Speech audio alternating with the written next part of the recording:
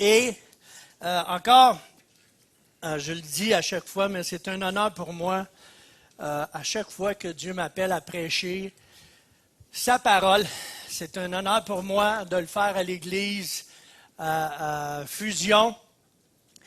C'est un honneur pour moi d'ajouter ma voix à celle des autres pasteurs qui vont apporter un peu de leur vécu et un peu de leur expérience et un peu de leur connaissance par rapport à l'Épître aux Colossiens.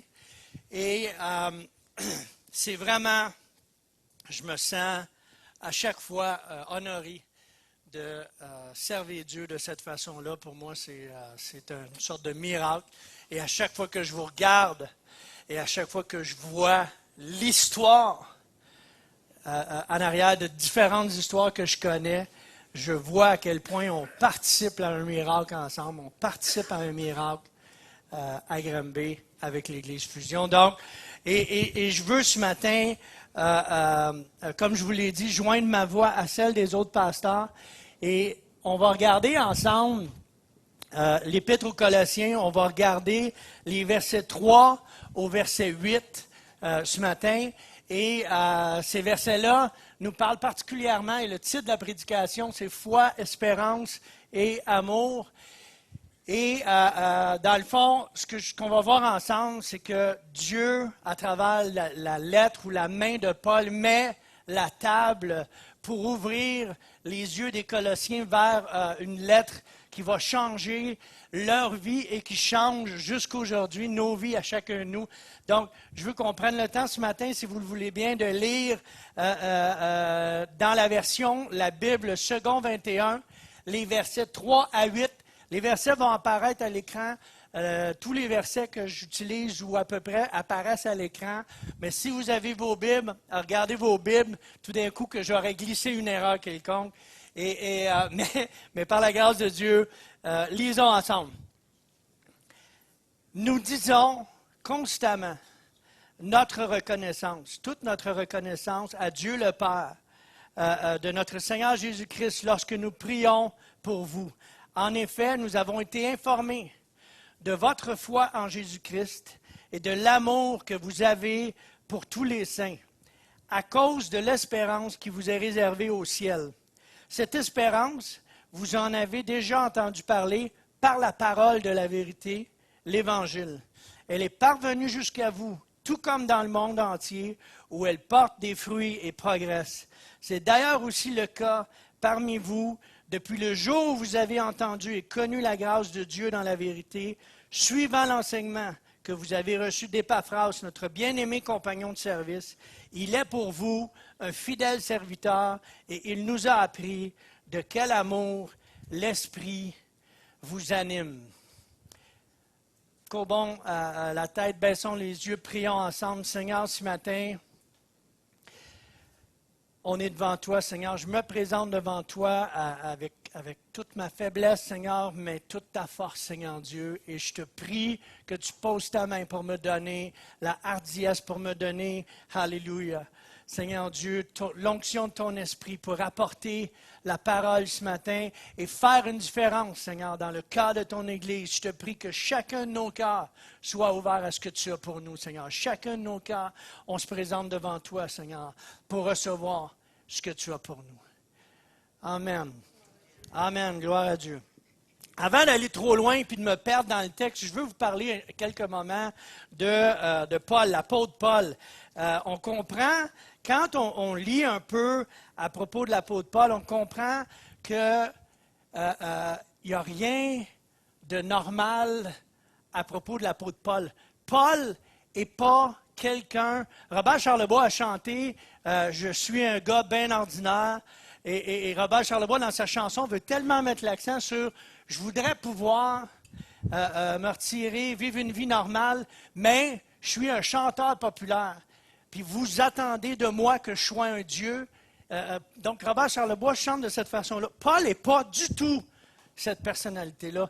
Paul est le genre à avoir endossé complètement et assumé complètement son ministère. Il n'y a rien de normal. Il est abondant en sagesse. Paul est abondant en compréhension. Paul est abondant en spiritualité. Paul est abondant en intellectualisme. Savez-vous que Paul est un intellectuel qui a vécu des expériences spirituelles que personne ou peu de gens peuvent se vanter d'avoir vu, d'avoir vécu. Tout ce que Paul faisait était grand. Et beaucoup d'entre nous ont fait les choses grandement. Il y en a parmi vous, quand vous avez raison, vous avez tellement raison. Et là, je promène mes yeux parce que je ne veux pas fixer personne en particulier. Mais il y en a parmi nous, quand on fait les choses grandement, quand on se plante comme il faut. Quand on gagne de la bonne façon. On gagne grandement. Quand vous avez...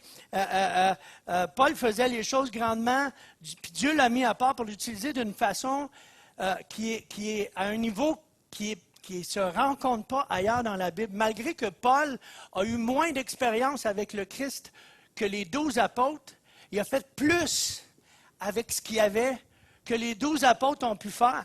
Quand Paul était dans l'erreur, il était vraiment dans l'erreur. Paul assassinait les convertis.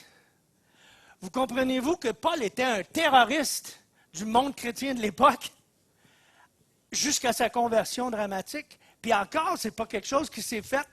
Paul a fait ça dans les grandes largeurs. Dieu était obligé de se présenter à lui par la face de Jésus. Et voyez-vous, Paul ne faisait pas les choses à moitié. Et c'est non seulement quand il est devenu, aussi incroyable que ça puisse paraître, quand il est devenu chrétien, autant il pouvait massacrer les chrétiens avant. Quand lui est devenu chrétien, il est devenu un évangéliste, un implanteur d'église. Il est devenu un fondateur d'église un peu partout. Paul est à l'origine de la majeure partie du Nouveau Testament. Paul faisait tout grandement. Et malgré que Paul se retrouve en prison, après des années de ministère, il continue d'écrire. Et son écriture se rend jusqu'à nous aujourd'hui. Il continue d'écrire à une église qui n'a pas fondé, comme disait Pasteur David la semaine passée dans son introduction, à des chrétiens qu'il n'a jamais rencontrés. Paul parlait à des chrétiens qu'il n'a jamais rencontrés. Vous en faites partie aujourd'hui. Nous en faisons partie aujourd'hui. Et d'enseigner, et Paul le faisait parce que son ministère, c'était d'enseigner l'Église à vivre et surtout à saisir toute la vérité qui se trouve dans l'Évangile. Et dans les quelques versets qu'on lit ce matin, c'est ce qu'on retrouve de Paul. En quelques versets, en quelques phrases, Paul arrive à faire un sommaire de tout ce qu'il va dire plus loin dans sa lettre. Et on sait, Pasteur David nous en a parlé encore la semaine passée, mais on sait qu'on va voir à un moment donné, dans l'Épître aux Colossiens, comment ça vit un chrétien, comment ça pense un chrétien, comment ça mange un chrétien, comment ça se promène un chrétien. Mais Paul met la table en commençant avec le cœur, sachant que c'est à partir du cœur que viennent les sources de la vie. Et c'est ce qu'on regarde ce matin ensemble. On va prendre le temps, si vous le voulez bien, de revoir quelques mots, les 3 mots, excusez, qui sommarisent ou qui sont le sommaire des 6 versets qu'on vient de lire ensemble. Foi, espérance et amour. Je ne sais pas pour vous, mais j'ai entendu cette expression-là toute ma vie, moi. Aussi loin que je me souvienne, on avait la notion de foi, d'espérance et d'amour.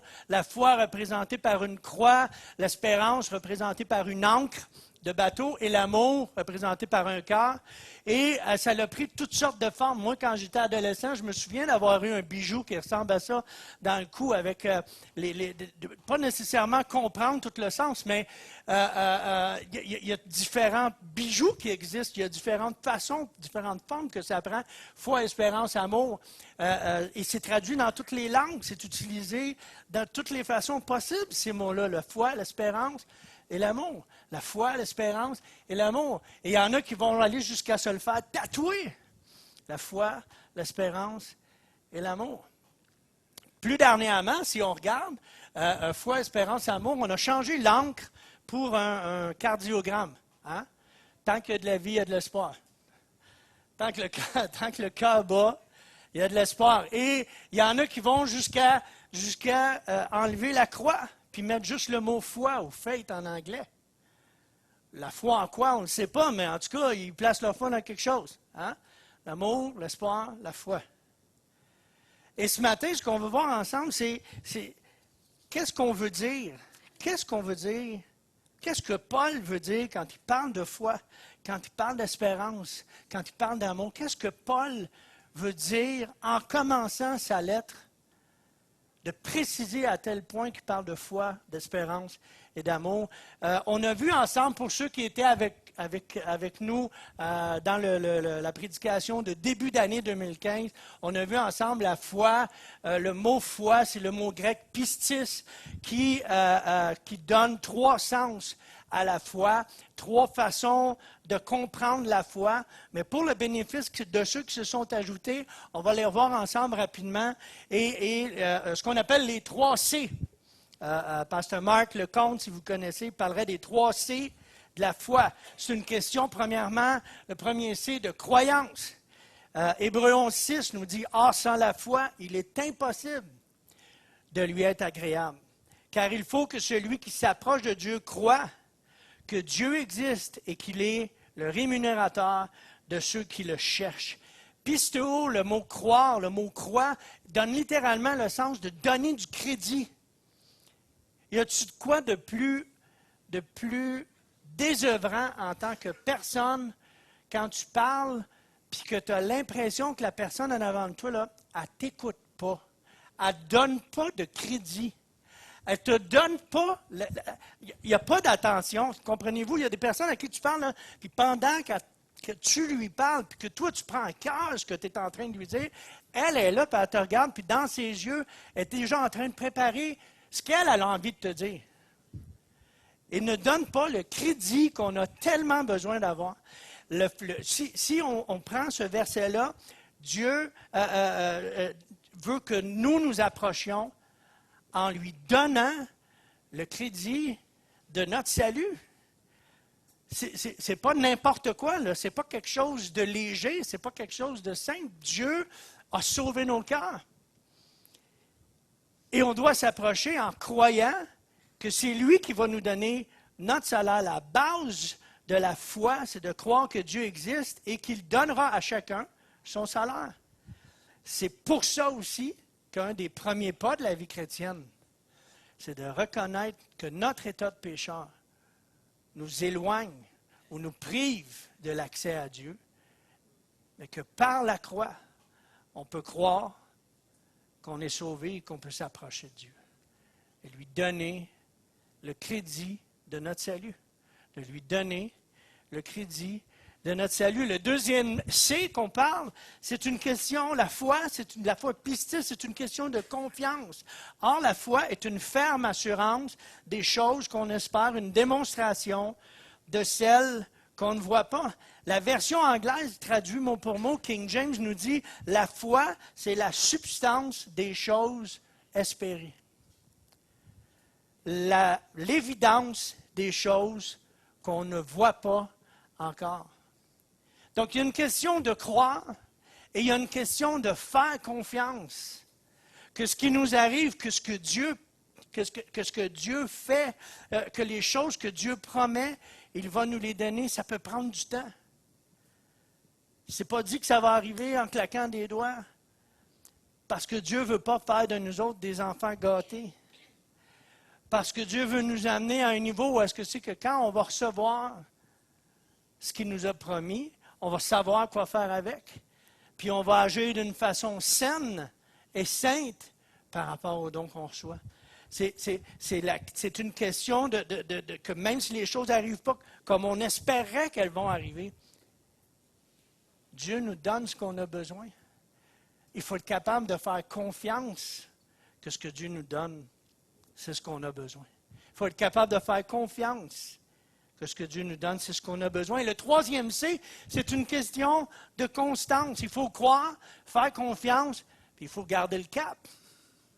Il faut garder le cap. La foi fait en sorte qu'on garde le cap, qu'on garde 1 Pierre 1, les versets 7 à 9 nous disent « Afin que l'épreuve de votre foi, plus précieuse que l'or périssable, qui cependant est éprouvée par le feu, ait pour résultat la louange, la gloire et l'honneur lorsque Jésus-Christ apparaîtra, lui que vous aimez sans l'avoir vu, en qui vous croyez sans le voir encore, vous réjouissant d'une joie ineffable et glorieuse, parce que vous obtiendrez le salut de vos âmes pour le prix de votre foi. » C'est ce qu'on appelle la résilience. Le terme moderne aujourd'hui, c'est la résilience. Hein? C'est cette capacité de continuer malgré l'épreuve. Cette capacité-là de continuer malgré l'incompréhension.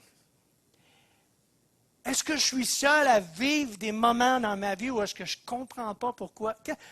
Des fois, là, honnêtement, là, je vous l'avoue, là, c'est mon mea culpa à moi, personne. Mais des fois, je demande à Dieu, tu veux en venir à quoi avec ça, cette histoire-là? Tu veux en venir à quoi?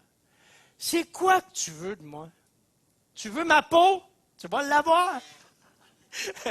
tu veux mon cœur? Tu vas l'avoir. Mais il y a des fois où est-ce que ma question, tu sais, des fois, je me sens honnêtement exaspéré par rapport aux choses. Et c'est là que la foi prend tout son sens et toute sa place dans une question de constance, dans une question de demeurer, les contrariétés, la pression, l'oppression. Est-ce qu'on continue malgré tout ça? Comme l'or périssable qui passe pourtant par le feu, est-ce que nous, quand on passe par le feu, on continue? Est-ce que nous, quand on passe par le feu, on ne lâche pas? Et non seulement pas lâcher, mais est-ce qu'on trouve la force et le courage de louer et d'adorer notre Sauveur quand même?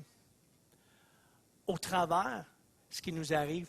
Pas comme étant, Paul dit, je me glorifierai dans mes faiblesses. Est-ce qu'on est prêt à glorifier Dieu quand ça ne va pas comme on voudrait que ça aille?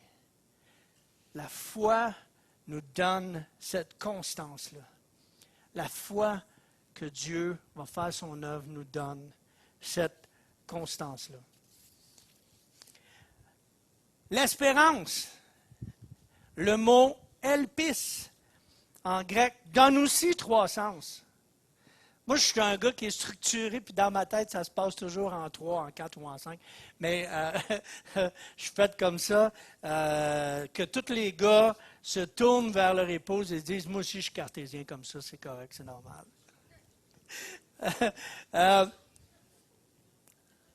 Donne 3 sens bien distincts, les 3 A. Les 3 A de l'espérance. Donc, on a la foi, les 3 C de la foi, croyance, confiance, constance, les 3 A de l'espérance. Le premier A de l'espérance, il y a une notion d'attente dans le fait d'espérer. Il y a une notion qu'on espère quelque chose qui n'est pas encore arrivé, donc il y a une notion d'être capable et d'accepter l'attente. 1 Corinthiens 1, les versets 5 à 7 nous dit « Car en lui, vous avez été comblés de toutes les richesses qui concernent la parole et la connaissance, le témoignage de Christ ayant été solidement établi parmi vous, de sorte qu'il ne vous manque aucun don dans l'attente où vous êtes de la manifestation de notre Seigneur Jésus-Christ. » Dans l'espérance, il y a une notion d'attendre ce que Dieu va faire et de patienter avec la certitude qu'il va le faire. Amen. Il y a une notion, le témoignage de Christ est tellement bien établi, comme la parole nous dit, en dedans de moi, je connais mon Dieu. Les expériences que j'ai vécues avec Jésus font en sorte que je le sais qu'il va agir. Que c'est juste une question d'attente, que c'est juste une question de temps. Je connais, et j'espère que chacun de nous autres, on est capable de dire, je connais assez mon Dieu pour savoir qu'il ne me laissera pas orphelin, qu'il ne m'abandonnera pas, que Dieu va répondre à mon besoin, que Dieu va répondre à mon cœur, que Dieu va consoler quand j'ai besoin d'être consolé, que Dieu va me donner la joie quand j'ai besoin d'avoir la joie, que Dieu va reconstruire quand j'ai débâti quelque chose ou quand j'ai brisé quelque chose. Ma relation avec Jésus est assez... le témoignage, comme 1 Corinthiens 6, le témoignage de Christ ayant été solidement établi parmi vous. Je le sais que Jésus va répondre. Je le sais. Le deuxième A de l'espérance, c'est une question d'attitude. Philippiens 1, verset 27.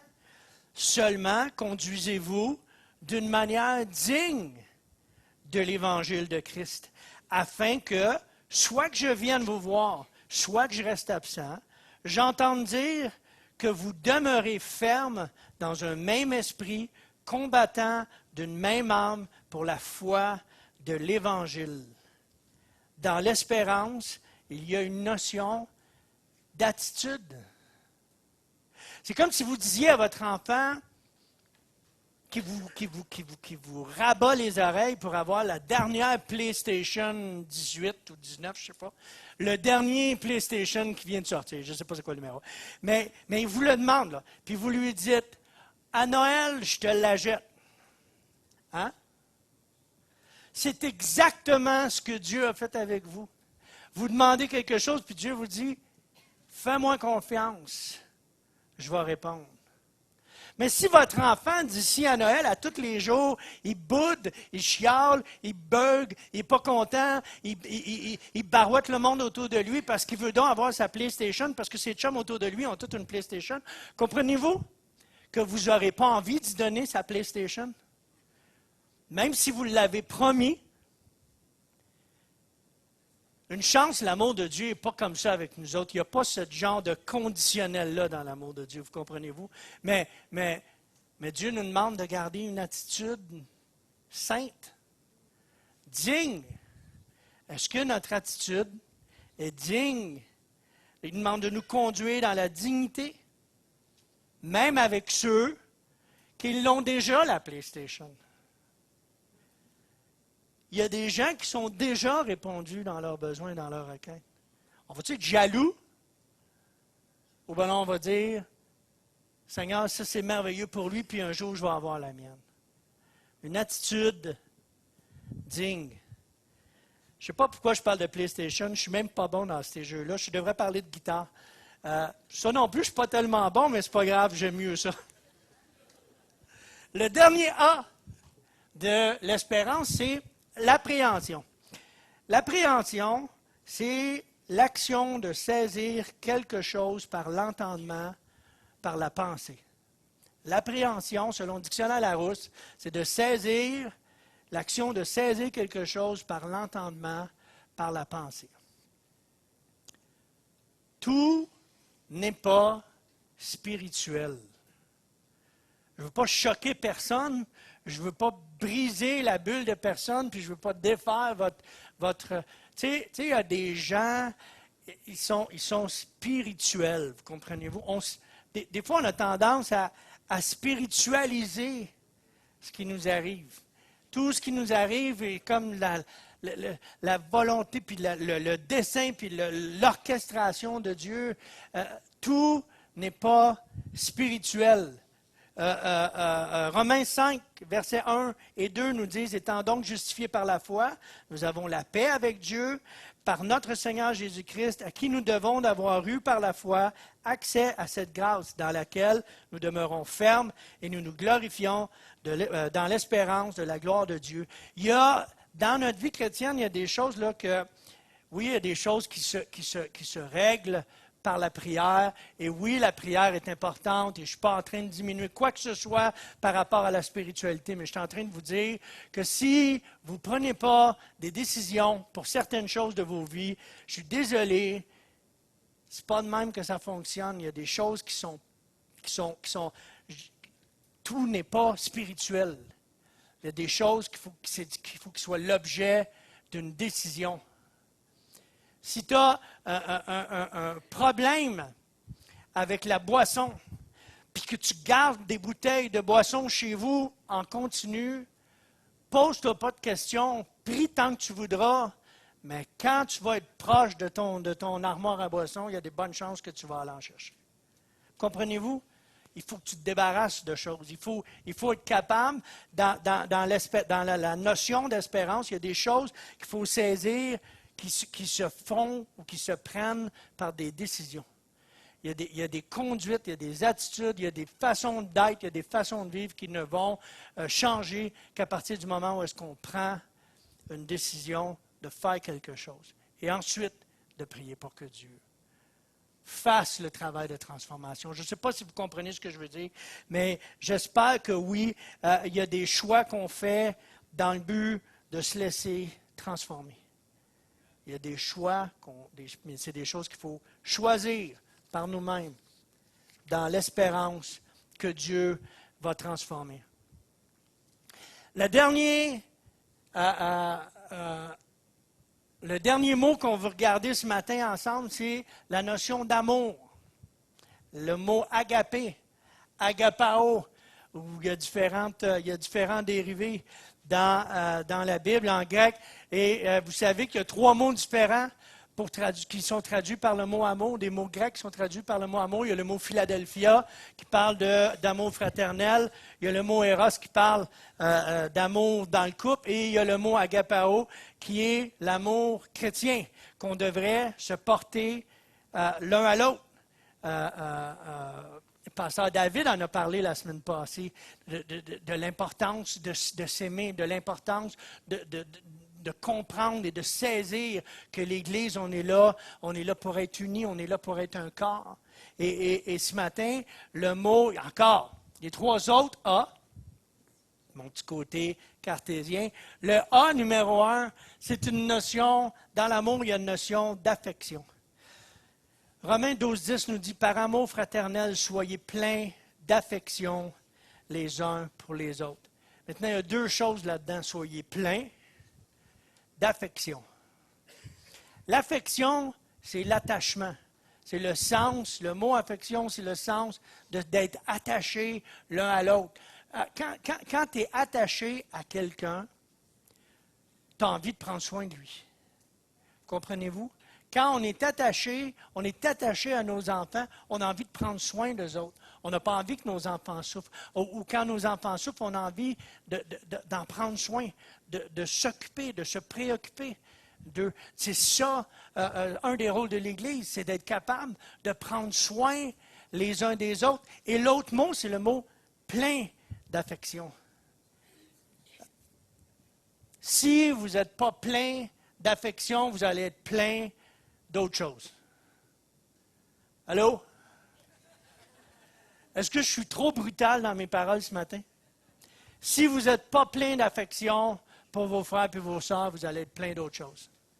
Plein de critiques, plein de murmurages, plein de chiolages, vous allez être plein d'autres choses, c'est sûr. Donc faites le plein d'affection. La Bible nous dit par amour fraternel, soyez pleins d'affection les uns pour les autres. Regardez le côté positif des gens qui sont autour de vous autres. Il y a des gens là, avec lesquels, je ne sais pas pourquoi, ça marche moins, ça clique moins, on est peut-être moins proche, c'est correct, c'est normal. Mais soyez pleins d'affection les uns pour les autres. Remplissez vos cœurs d'affection. Savez-vous, c'est quoi la façon de faire ça? La prière. Moi, il y a des personnes avec lesquelles je suis moins proche, comprenez-vous? La personnalité clique peut-être moins. Mais savez-vous ce que je fais? Je prie particulièrement pour ces personnes-là. Pour que Dieu remplisse mon cœur d'affection.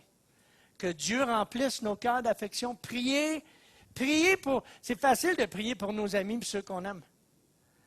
Priez pour ceux dans l'Église avec lesquels vous avez moins d'affinité. Priez pour eux autres. Dieu va remplir vos cœurs d'affection.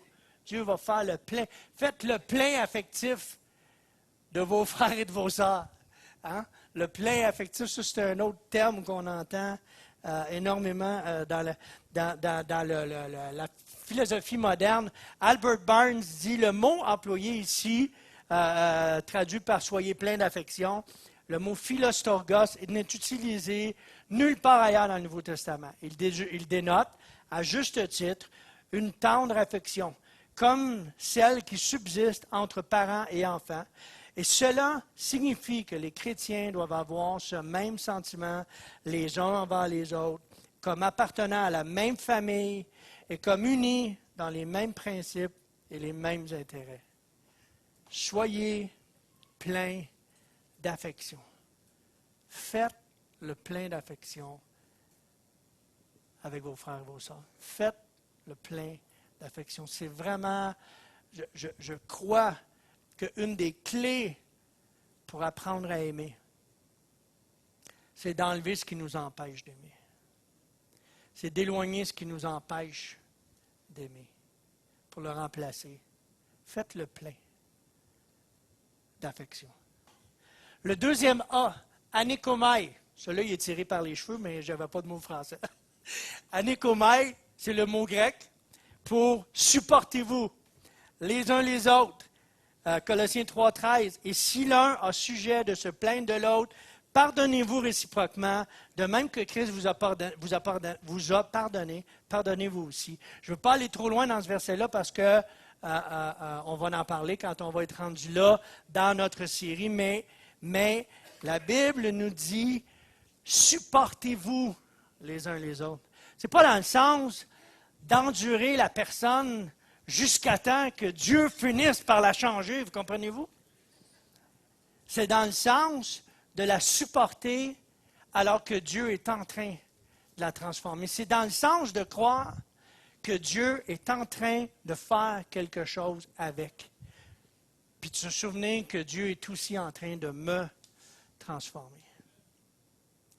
Comprenez-vous que c'est facile de partir dans le pattern d'endurer. On endure, on persévère, puis on voit l'endurance comme quelque chose de négatif, comme quelque chose de « Hey, vas-tu finir par changer? » Comprenez-vous? Dieu nous appelle à supporter nos frères et nos sœurs. C'est le rôle de l'Église de supporter, alors que Dieu est en train de faire des changements, comme Dieu est en train d'en faire dans chacun de nous autres. Et la notion de pardon réciproque vient préciser une chose. Il dit de ne pas attendre que l'autre demande pardon, mais de l'accorder comme Christ nous l'a accordé avant qu'on le demande. Si quelqu'un vous blesse, vous fait mal, puis ça va arriver, ce n'est pas une prophétie, c'est une assurance, c'est comme ça, partout où il y a de l'homme, il y a de l'hommerie, il y a quelqu'un qui va vous blesser, même dans l'Église. Mais si vous restez sur vos positions, puis vous dites, tant qu'il ne viendra pas me demander pardon, tu peux, comprenez-vous? Comprenez-vous que ça, c'est vous qui vous faites mal? Ça, c'est comme quelqu'un a déjà dit, c'est comme de prendre un poison mortel puis de penser que ça va faire mal à l'autre. La Bible nous appelle à pardonner, point, réciproquement, comme Christ nous a pardonné, avant qu'on le demande. Le pardon n'est pas quelque chose qui arrive une fois que la personne l'a fait. Comprenez? Est-ce que j'ai tellement l'impression que vous êtes silencieux, je ne sais pas si c'est à cause de la sensibilité du sujet, mais pratiquement, j'ai l'impression de « Oh! » Gloire à Dieu. Tournez-vous vers la personne à votre gauche et à votre droite, puis dites, c'est sensible, mais c'est pas grave, ça va faire du bien. Amen.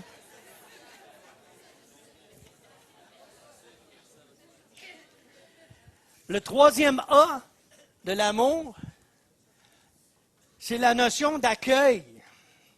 Romains 15, versets 5 à 7, que le Dieu de la persévérance et de la consolation vous donne d'avoir les mêmes sentiments les uns envers les autres, selon Jésus-Christ, afin que tous ensemble, d'une seule bouche, vous glorifiez le Dieu et Père de notre Seigneur Jésus-Christ.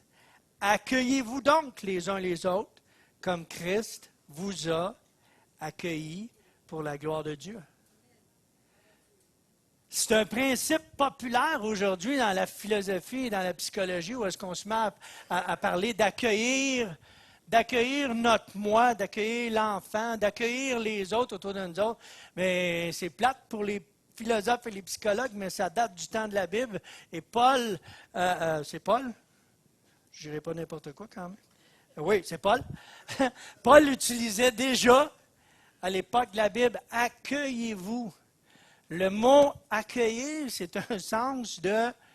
Tu sais, quand tu accueilles quelqu'un chez vous, là, quand tu t'invites quelqu'un chez vous, hein, vous invitez quelqu'un à souper un samedi soir, vous avez passé probablement une partie de la journée à faire la popote pour arriver avec un bon repas, avec quelque chose d'intéressant à présenter. Vous avez fait le ménage de votre maison. Vous êtes prêt, là. Vous êtes prêt ou vous êtes préparé pour accueillir la personne qui arrive chez vous. C'est la même attitude qu'on devrait avoir quand on vient à l'Église. Cette attitude-là de se préparer pour avoir quelque chose d'intéressant à donner, à apporter, à présenter, à supporter, à aimer l'autre, à l'accueillir comme il se doit. Et c'est drôle, comme Christ vous a accueilli. Pardonnez comme Christ vous a pardonné. Accueillez comme Christ vous a accueilli. Vous n'étiez pas beau quand Christ vous a accueilli. Hein? Non, mais sérieusement, là, honnêtement, si vous reculez dans le temps, là, vous n'étiez pas beau quand Christ vous a accueilli. Et pourtant, il y avait les bras grands ouverts. Dieu nous appelle à nous accueillir. Un des sens profonds de démontrer l'amour, c'est de s'accueillir les uns les autres. Amen. Jamieson Fausset and Brown nous dit, si le Christ nous a accueillis et s'il compose avec toutes nos faiblesses, ainsi pouvons-nous nous accueillir et compatir les uns avec les autres, et ce faisant, Dieu sera glorifié. Si eux peuvent le faire, s'accueillir les uns les autres. Peu importe de quel milieu on vient, peu importe de quel background on est, peu importe de quel arrière-plan vous venez, je comprends que vous avez des arrière-plans différents, mais Dieu nous appelle à nous accueillir comme Christ nous a accueillis. Amen. Dieu nous appelle à nous accueillir. En conclusion, Matthew Henry dit, et on prend 30 secondes pour le lire ensemble, tous les vrais chrétiens sont frères les uns des autres. La fidélité et la loyauté se voient dans chaque individu et chaque relation de la vie chrétienne. La foi, l'espérance et l'amour sont les trois principales grâces de la vie chrétienne et les meilleurs sujets de prière et d'action de grâce. Plus nous fixons notre espérance dans les récompenses de l'éternité, plus nous serons libres de faire ce qui est bien avec nos trésors terrestres. C'est devenu notre trésor et personne ne peut nous en priver. L'Évangile est la parole de la vérité et nous pouvons en toute sécurité risquer nos âmes. Et tous ceux qui entendent la parole de l'Évangile devraient aussi porter le fruit de l'Évangile, lui obéir et avoir des principes et une vie en accord avec lui. L'amour mondain procède toujours d'un intérêt personnel ou d'une attraction de personnalité. L'amour charnel, quant à lui, naît d'un appétit pour le plaisir. Dans ces cas, quelque chose de corrompu et d'égoïste vient toujours écorcher. Mais l'amour chrétien résulte du Saint-Esprit et est pleinement saint. C'est le commentaire de Matthew Henry concernant les versets 3 à 8 qu'on vient de regarder ensemble ce matin pour faire du pouce, excusez l'expression, mais pour faire du pouce sur le mot, si vous avez lu le dépliant ce matin, le mot de Pasteur Serge, la foi, l'espérance et l'amour nous sont communiqués par l'Évangile qui est la vérité. Ce que je vous communique ce matin, c'est l'Évangile de la vérité. Ce que Paul a communiqué aux Colossiens, là où Paul met la table aux Colossiens, c'est cette vérité-là que la foi, l'espérance et la charité sont la base du christianisme, sont la base de tout ce qu'on est en tant qu'Église. Pasteur Serge, dans le dépliant ce matin, il nous dit, le verset 8 nous fait connaître la clé ou la glue qui tient tout cela ensemble. Et il nous a signalé de quel amour l'Esprit vous anime. La présence de l'Esprit et la certitude de la réception de notre espérance. Il est le gage, la prémisse de notre héritage, le dépôt qui est la première partie de tout, la compte qui garantit l'acte d'approbation, que Dieu nous aide à voir ce qui s'attache à notre espérance. Cela fortifiera notre désir de nous aimer les uns les autres. Si les musiciens veulent s'approcher, on va faire le dernier chant qui était sur la liste de chants.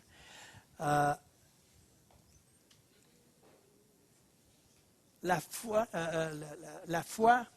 l'espérance, l'amour sont la base, sont les premières grâces ou les grâces principales qui nous sont communiquées.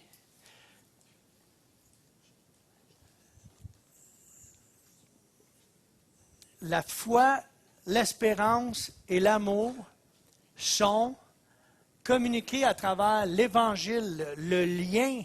Ce qui crée le lien, comme Pasteur Serge a dit dans son mot ce matin, ce qui crée le lien, c'est le Saint-Esprit qui anime nos cœurs de son amour,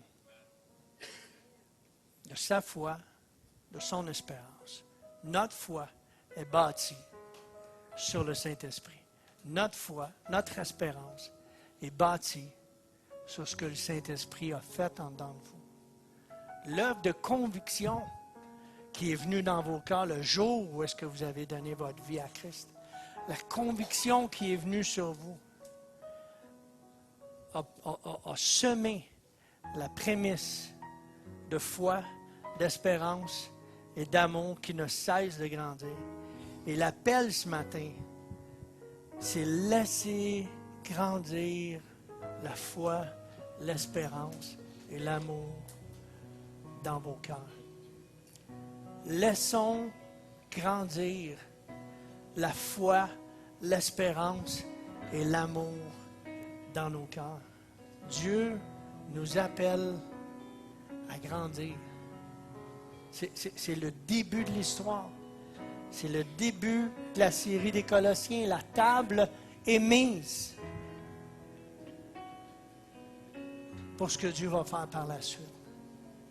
Mais l'appel qui est placé dans ces 6 versets-là, c'est peut-être comme... Je veux juste qu'on prenne 2-3 minutes. Baissez vos têtes, fermez vos yeux.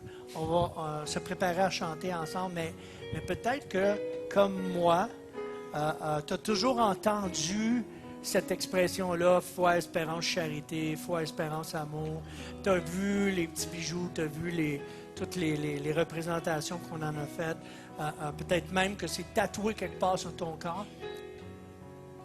Mais Dieu veut les inscrire sur ton cœur ce matin.